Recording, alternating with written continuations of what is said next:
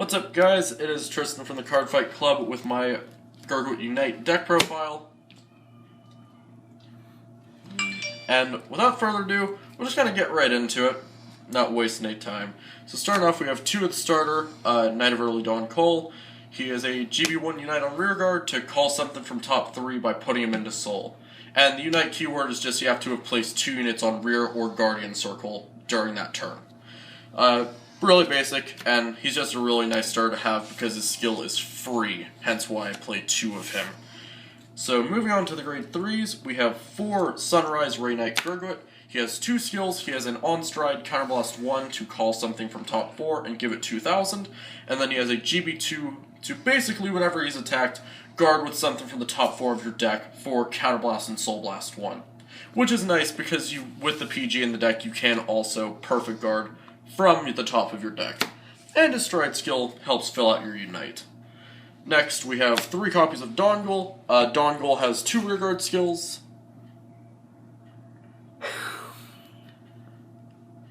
Dongle has 2 skills on rearguard. On call, he gains boost until the end of the turn, and then he has a Unite ability that he basically becomes an interceptor. He basically becomes a grade 2 10k. Because he gains intercept, and then when he does, he gains 5k shield. And that's all the grade 3s. I only play 7 grade 3s.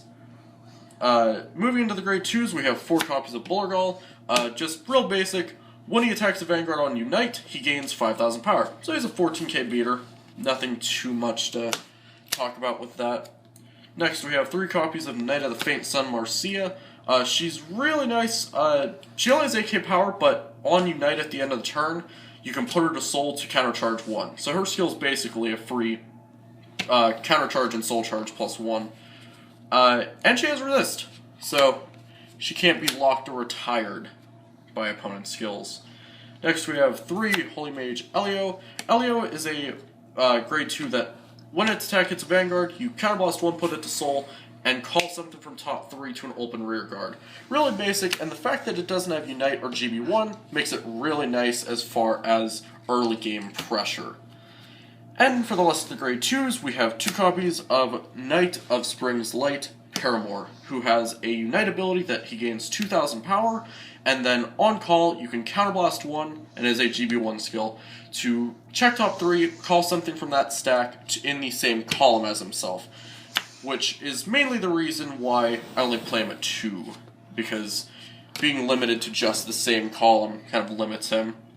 That's all the grade 2s. So moving on to the grade 1s, we have 4 Sunshine Knight Jeffrey, who has the GB1 Unite ability that at the end of the battle he boosts, you put him into soul to draw 1. Fuel soul, replaces himself in hand, overall just a really solid grade 1.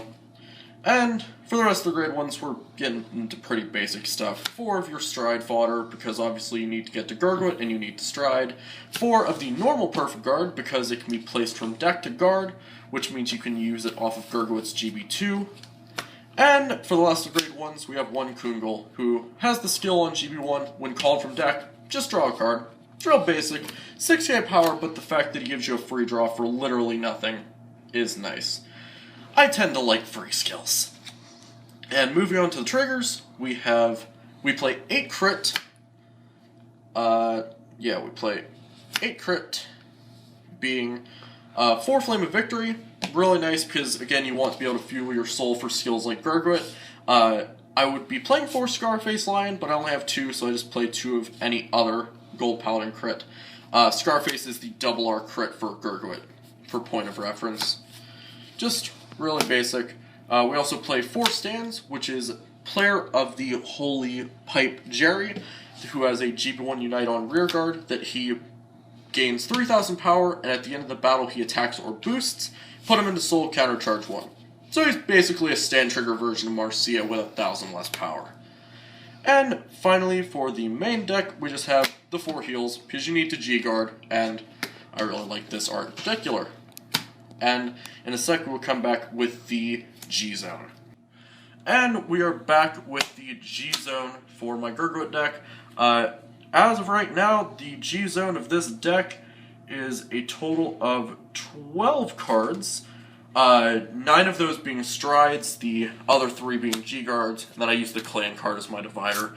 So just getting into the strides, we have the 1 copy of Sunrise Ray Radiant Sword Gurguit. Gurguit's skill is really dumb. Like, it is stupidly dumb. Whenever it is an act GB2 Unite, that you counterblast 1, Soul Blast 2, and he gains 5,000 power for each of your rear guards, and then you choose up to 5 of your rear guards, and they gain 5,000 power. Why? Like, the fact that this skill doesn't even require you to flip a copy of itself makes it so that you don't have to have too many of this thing. Like, I only have 1 copy and I can actually use the skill, which is amazing. Overall, a great power card, and great game ender, generally. Next, we have the Start Deck exclusive stride.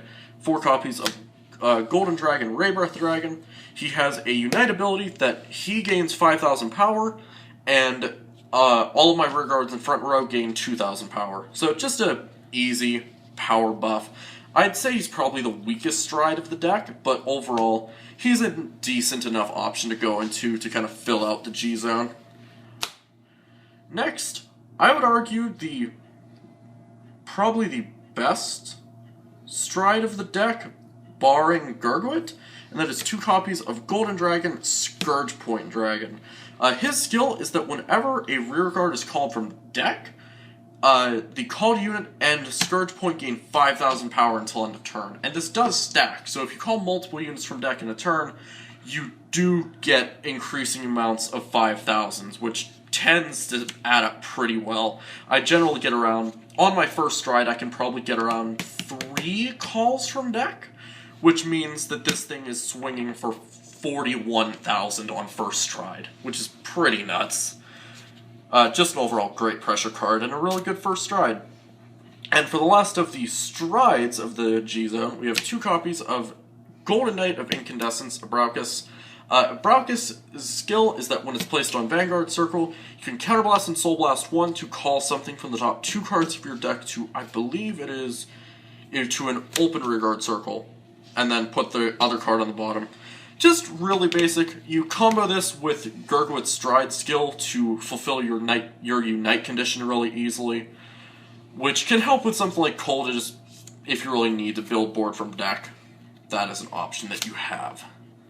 And that is all the strides, but we still have the 3 remaining G-Guardians, which we start off with 2 copies of my favorite cat, 2 copies of Golden Beast Slamy Flare, whose skill is that whenever it is placed on Guardian Circle, you send one of your rear guards to the bottom of the deck, and call up to 2 units from the top 5 cards of your deck with different grades to Guardian Circle. Something to note with this card, similarly to Gurguit's Generation Break 2, is that if there is a perfect guard in the top 5, you can in fact guard with it. You can perfect guard using the G-Guardian, which is what makes it such a great card, and the fact that if you get a trigger in that stack with anything else, you're basically doubling this thing's shield. It's overall an amazing card, hence why it is my favorite cat.